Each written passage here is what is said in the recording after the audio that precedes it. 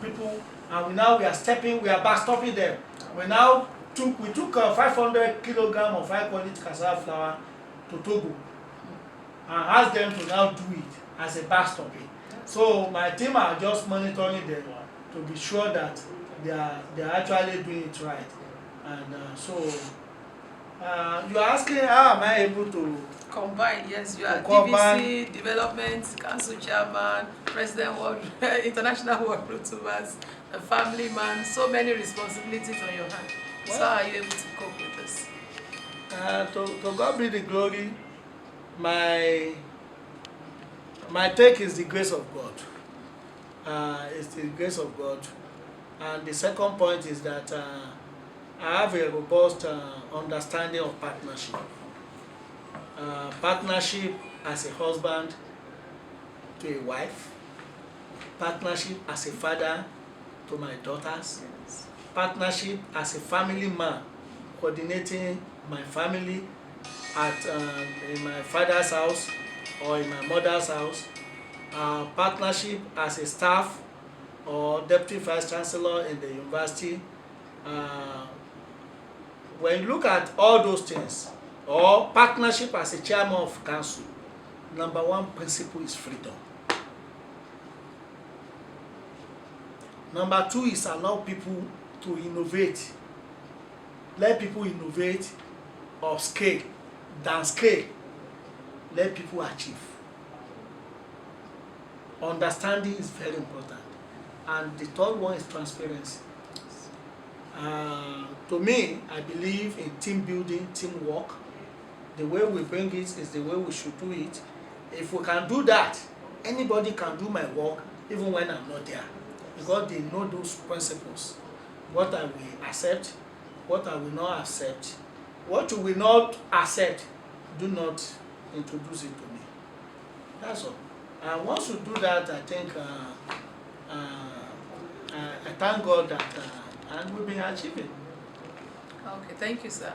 When you look at tertiary institutions, there's a tripartite role that is attributed to tertiary institutions, which borders on training, research, and community service. So how would you say, in terms of research, would you say educational institutions have really fared well in terms of research in the nation at large? I would say yes. University of Ibadan and all the oldest universities that we have in Nigeria have done their own. There was a period on behalf of IIT when I was there, I did some kind of travel around Africa, and I was doing some kind of documentary on cassava again. I was doing catalog on equipment manufacturing, and I found equipment made by Federal Institute of Industrial Research Oshodi in Ghana. I find them in Cote d'Ivoire. I find cassava pillar by Professor Odigbo. Professor Odigbo retired in UNN, University of Nigeria, Nsukka.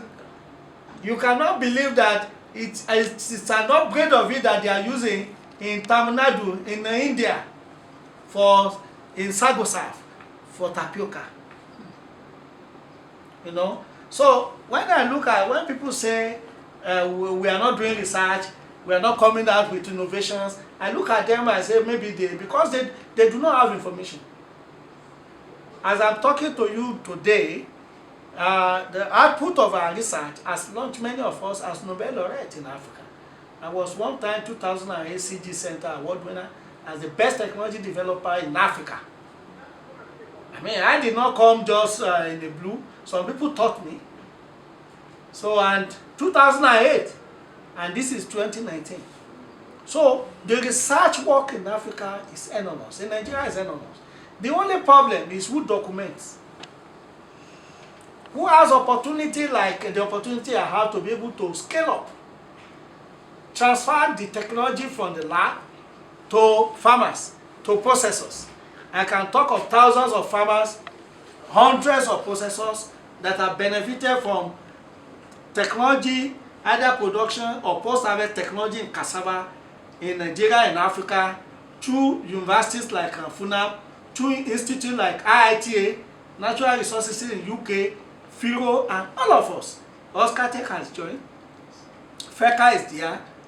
So the research work are very solid.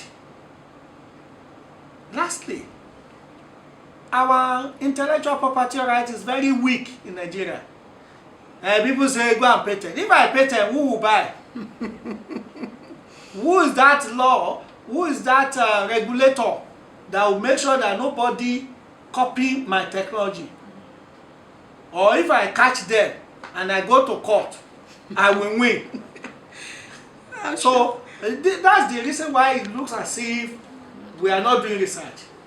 I hope if you move far and travel wide continents in the world, you will marvel at what we have done. Unfortunately, our colleagues in other places will refurbish what we have done, bring it back to Africa, and it look as if They are new. look at Podoyam. Exactly. It emanated from Ife and UI. Now the Chinese are the one distributing it around and selling. So look at bitter leaf. One university in US is now sending capsule, bitter leaf capsule to us and say it can cure this, it can cure that. So we have a lot of research outputs. Number one strategy is documentation. Number two is promotion. And how do we make sure that farmers adopt, and how do we commercialize those research? Those are the gaps that we have. So then who is going to rise up to that challenge? Nigerian private sectors that have money, the Dangotes of this world, the Elumelu of this world. I mean, Bill and Melinda Gates Foundation are the one leading agriculture in the world today. In fact, they are the #1 donor in the world today, be it in agriculture, be it in health. Why can't we have Dangote Elumelu as #1 donor in agricultural solutions, transfer, dissemination, and commercialization in Nigeria and Africa? That's serious. We hope we'll get there very, very soon. Amen. Now, I know that the first time I met you was in 2015 at the Oyo State College of Agriculture and Technology in Igbora. That was on the build of Kava Phase 1 project. I know you have so much passion for cassava and also for cassava, high-yielding cassava products, and also for farmers.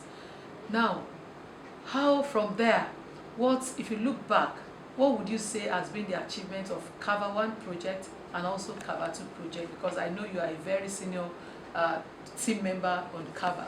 So what are those things? What are those breakthroughs? The breakthroughs we have recorded in the very first project on Kava and also Kava 2 project. Well, just like at a meeting, I shared my testimony to people.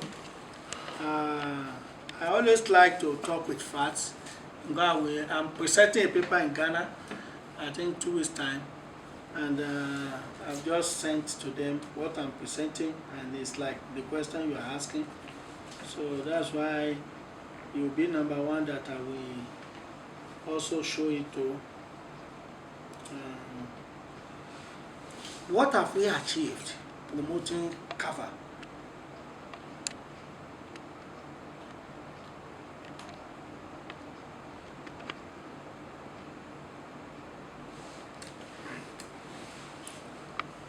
It's a very, if you look at this is it, we have achieved growth in Africa, and we have evidences. These are my team. That's the project director of Kava, Professor Andrew Westby. Then Professor Kola started as project manager. I have been the country manager of Kava since 2008 to 2019. And Kava Nigeria in the 5 other African countries more or less contributed more than 60–70% of the total output of the Kava work. And that is the production of Nigeria. When I take the best 8 best, Nigeria is the #1 in the world. And that's the gap, almost 54 million metric tons of cassava we are producing in the world. And when you look at in Nigeria, these are the cassava beds. Okay, and these are the different products. So Kava ensure that we have more jobs and we will have more employment in everything we have done. When we move from production to the consumer, and we know that there are so many weak linkages, and that was the essence of why you are looking at the issue of input, supply, low quality, that we are now talking of introducing high-yielding cassava varieties and all those things. Now, what we have done to ensure that, number one was we promoted policy from President Obasanjo. That was me in Akure when President Obasanjo was the president. And okay, and that was President Jonathan too. And along the line, UTC bought into the advocacy. They produced 20% cassava bread. So they have been introducing it in their products now? Yes. Leventis also came in. Pack and Shop also came in. And then ShopRite also came in. And we now have the first indigenous largest producer of high quality cassava flour in Africa. That is Taifan, producing 60 tons of high quality cassava flour in a day in Ososa, in Ogun State. It was some of these principles. And we were promoting high quality cassava flour strategy for bread, for all other products, and that was why we are saying, if everybody bought into the idea of 10% high quality cassava flour, we'll be producing 300,000 tons of high quality cassava flour, and that would mean equivalent to almost using close to 1.2 to 12 million tons of cassava root in Nigeria. That's huge. And you are talking of opportunities to farmers, you are talking of opportunity to women and youth. The same thing with starch. We also know that annually, as I'm talking to you, the annual demand is about 270,000 metric tons of starch. Indomie, most of the starch, the industries using starch. Nestle is part of them, Cadbury is part of them in Nigeria.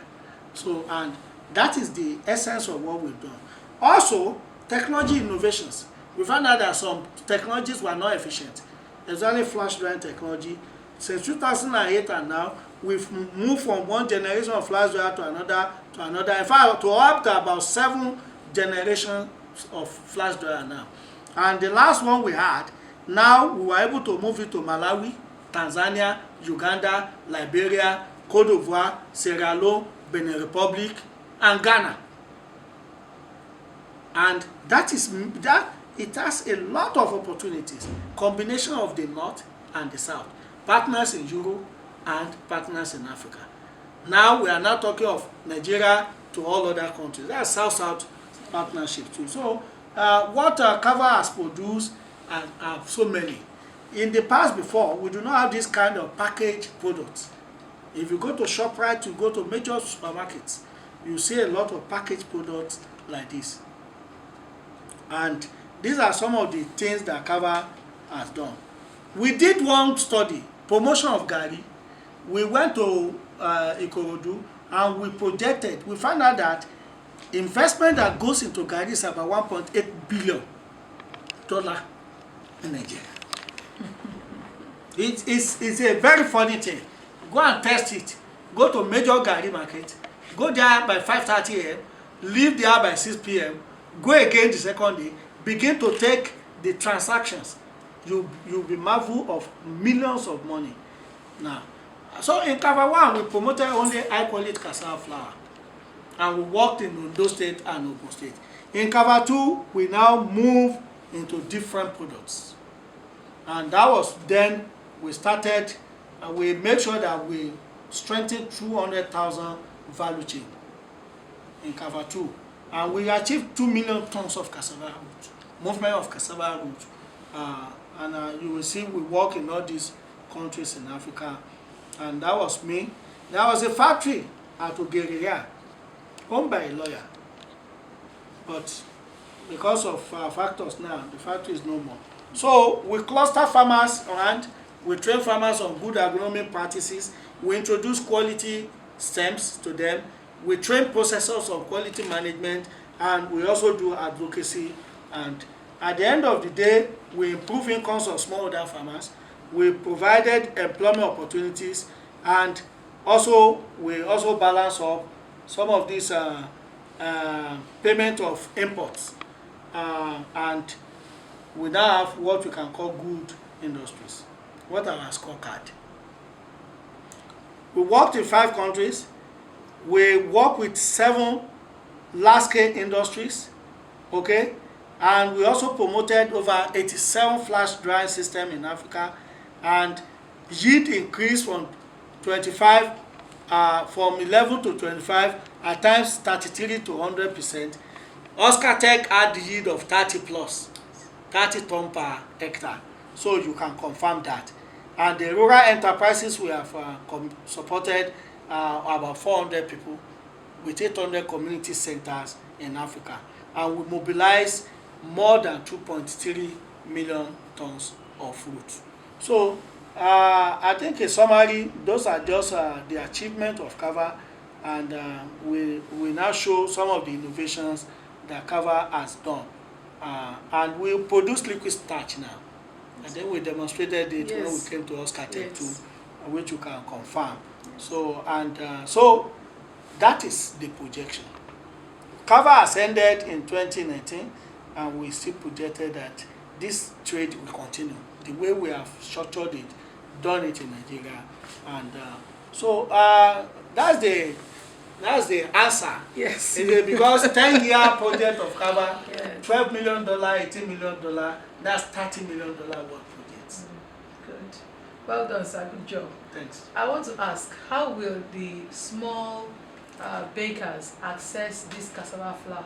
People who make mince pie, who make puff and all that. How will such be accessible to? What are you doing? Are you doing anything in that regard? One of the things we've done is the cassava garri processing facility we gave you. If you want it, you can have a solar dryer, which I will show you here. With what you have, you can produce your high-quality cassava flour to chin makers in Igboa, and they will be buying 1 kg. Some SMEs in Ekiti, in Ondo State, have started doing some of these things. In fact, there is a very big chin maker in Ota that is also buying into some of these things. That's good, sir. Well done, sir. So, as DVC development, I know you really have so much on your hands. What are those landmark projects that you have been able to embark on in terms of development? Because development talks about fundraising. You've been raising funds for the institution. So would you recall maybe 1 or 2 that, of course, you'll be so glad that you've been able to bring forth to FUNA as the DVC development? Well, to God be the glory, the university commissioned garri processing facilities in March. That was sponsored by International Fund for Agricultural Development, IFAD, through Natural Resources Institute in UK. So you will see it. It was when we had that we came to give you, also make sure you have one. 2, you will also see a bakery house, a modern bakery building that we will soon commission. And those are 2 major critical ones that I think we've. The third one is also the fufu factory. You see the facility that we can now do pondoyam flour, plantain flour, fufu flour, and everything. Those investments are worth more than 200 million as I'm talking to you. Well done, sir. Now let's go to Oscar Tech. Working with the management, you've said a little about it. How would you, last week you were also in Lateef, how would you describe Professor Opeyemi Olawore? Knowing him, working with him, he's been part of your team. So, and also you are the employer. So what would you say about him? Well, he's my senior brother, so that's number 1. He's been a humble man. That's why the father is old. He's been a humble man. And once a man is humble, if you look at it, you know that he have a lot of abundance of resources. He's a successful professional.